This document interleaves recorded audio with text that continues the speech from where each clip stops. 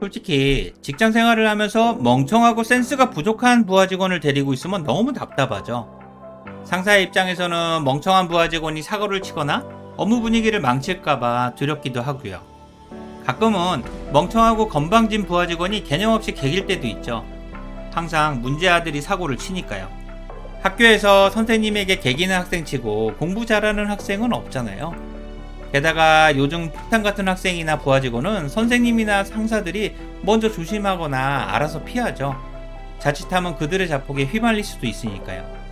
멍청하고 센스가 부족한 부하 직원들은 어느 조직에나 존재하고 많은 문제를 일으키죠. 그럼에도 상사는 이들을 통해 성과를 내야 하는 불행한 숙제를 가지고 있고요. 어쨌든 이들은 상사나 조직에 쉽지 않은 존재임에 틀림없죠. 그래서 오늘은 멍청하고 센스가 부족한 부하 직원의 3가지 착각에 대해 이야기를 해보고자 합니다. 우선 멍청하고 센스가 부족한 부하 직원들의 착각 첫 번째는 모든 상사는 공정하고 공평한 사람이라는 착각입니다. 부하 직원들의 이런 착각은 상사의 입장에서는 정말 어처구니가 없죠. 부모님이나 선생님도 자식이나 학생 중에 예쁜 친구가 따로 있는데 상사라고 없겠습니까? 다만 평소에 표현을 하지 않을 뿐이죠. 그렇지만 평가나 승진 등에서는 반드시 나타나고요. 그리고 상사 입장에서는 성과가 뛰어나고 실력 있는 사람에게 평가나 고가를 좋게 하는 것이 오히려 공정하고 공평한 거죠.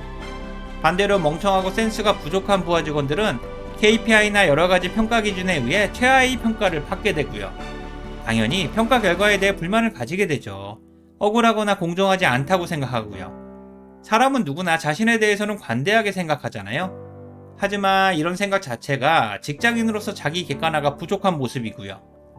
게다가 멍청하고 센스가 부족한 부하 직원들은 성과가 부족하고 업무 태도가 나빠도 상사가 자신의 가치를 언젠가는 정확히 알아줄 거라고 기대하죠. 물론 현실은 전혀 그렇지가 않고요. 오히려 나 자신을 제외하고 모든 동료들이 상사의 생각이나 평가에 동조한다는 사실이죠.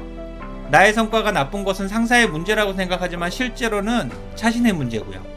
그러면서 상사는 멍청하고 센스가 부족한 직원의 업무 축소를 통해서 그들이 미치는 악영향을 줄여나가죠.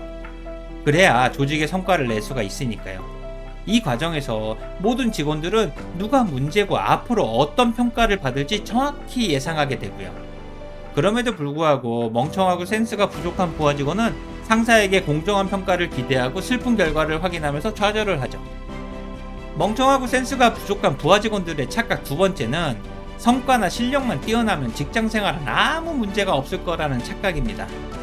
물론 직장인에게 성과나 실력은 엄청 중요하죠. 학생은 무조건 공부를 잘해야 하듯이 성과나 실력은 직장인에게 요구되는 가장 기본적인 부분이니까요. 하지만 직장 생활은 성과나 실력이 전부는 아니죠. 오히려 성과나 실력 외에 다른 부분에서 직장 생활을 망치는 경우가 훨씬 많고요. 보통 직장 생활의 기본이나 태도에 대한 부분들이죠. 지각이나 조퇴 등의 근태, 친절함이나 소통 능력, 팀워크나 경청 등 수많은 것들이 있죠. 이런 부분들이 한 사람에게 평판을 만들게 되고요. 그래서 성과나 실력만 좋고 싸가지가 없으면 승진에서 누락되거나 조직에서 배척당하게 되죠.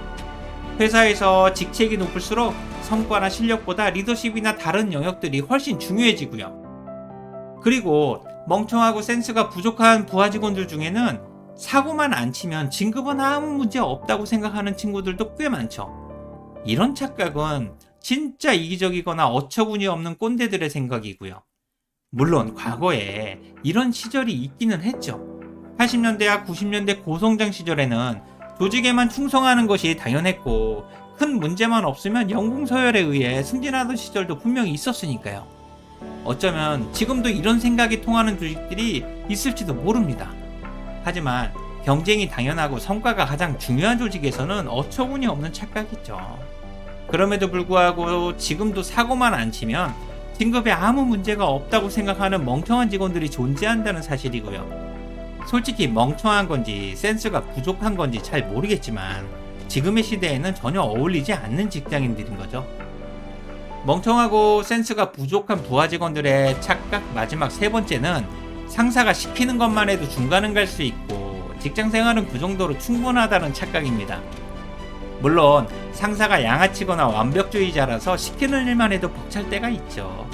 상사가 퇴근 직전에 업무를 주면서 내일 아침까지 책상에 올려놓으라고 하기도 하고요. 이런 상사들은 부하 직원들에게 야근을 강요하는 양아치들이죠. 게다가 이런 모습들이 습관화되면서 상사는 부하 직원들의 야근을 당연하게 생각하게 되고요. 반대로 부하 직원들은 상사가 시키는 것만 해도 너무 벅차니까 중간만 가도 충분하다는 생각을 하게 되죠. 사람은 원래 누구나 상황이나 환경에 적응을 하니까요. 하지만 슬프게도 이런 상황이 지속되면 직장인으로서 성장이 어느 순간 멈추게 되죠. 그러면서 점점 멍청한 부하 직원이 되는 거고요. 그리고 멍청하고 센스가 부족한 부하 직원들은 주어진 업무에서 추가적인 아이디어나 창의적인 생각은 상상하기도 싫죠.